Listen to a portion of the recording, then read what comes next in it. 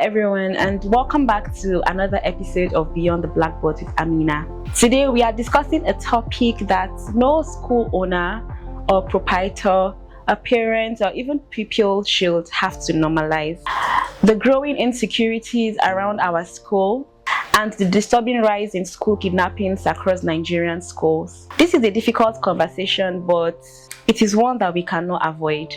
Schools are supposed to represent hope, but over the past years, parents, especially parents of pupils who go to schools in rural communities, have had to live in fear.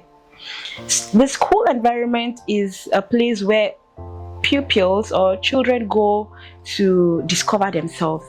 It's a place where they find hope for a brighter future.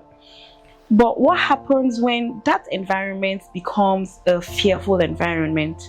The emotional damage that comes along with the attacks on schools is not only for the victims to deal with. It goes far beyond the victims. It affects the entire community. People begin to associate education with fear. Parents begin to withdraw their children from school. Teachers become very anxious, and children carry emotional scars that may last a lifetime. When schools are attacked, education itself becomes a casualty.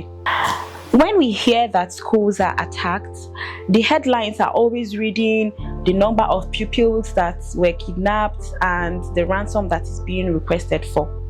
But there's another story we don't even talk about enough. Children who survive these harrowing experiences often struggle with fear, anxiety, difficulty concentrating, nightmares, loss of trust, and a lifetime fear of school. The teachers might even return to the classrooms carrying their own emotional burdens. And schools are sometimes forced to divert resources that is supposed to be meant for the betterment of the education system into security.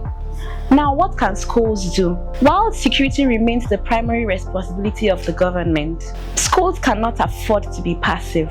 Every school, whether large or small, whether in rural communities or urban communities, should have a practical emergency response system. Teachers should know exactly what to do during an emergency. Children should participate in age-appropriate safety drills just to prepare them. Visitor access to the school environment should be controlled and even documented. The entire school boundaries should be secure. Communication system with parents should be reliable and very fast. Even simple measures like maintaining accurate attendance, verifying who picks up children, the security officers looking around the environment to see who is lurking, who are the passerbys around the school environments that are just lurking around, and the security officers need to be vigilant. Now, I know preparedness does not guarantee prevention, but it significantly improves response. Now, government must do more. We need to keep talking about this. We need to keep calling out the government. The government must do more. They are not doing enough. The impact of the recent school kidnappings on school owners and even parents have been so harrowing. A lot of parents have lived in fear. Every morning when you have to take your child to school, you are worried about the next call you are going to receive. It's not a good way to live. The government must do more. Government at every level must prioritize school security. It is not up for negotiation. Education cannot thrive where fear dominates. Protecting schools is not just an education issue. It's a national development issue. Now, this conversation must go on. The recent kidnappings, I hear that the victims have been released and everyone is happy, everyone is jubilating. But there are so many other victims, there are so many other schools. Some don't even make it to the news. So many schools across Nigeria. Now, people say talking about it is going to create panic. I don't believe so. We need to keep talking about it. We need to keep reminding ourselves and also reminding the government we don't feel safe yet. Silence has never solved anything. Talking about safety responsibly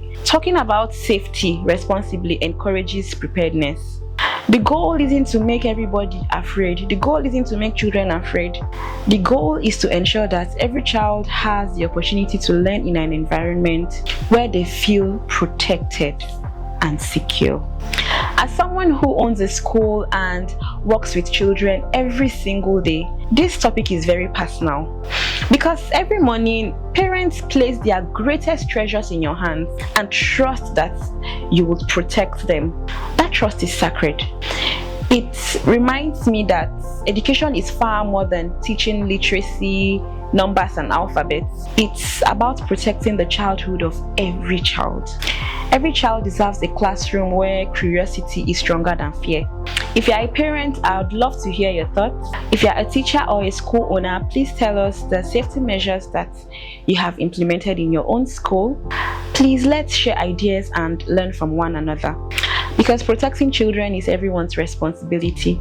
If you found today's discussion meaningful or even helpful, please like this video, subscribe to the channel, and share it with someone who also thinks that every child deserves a safe place to learn.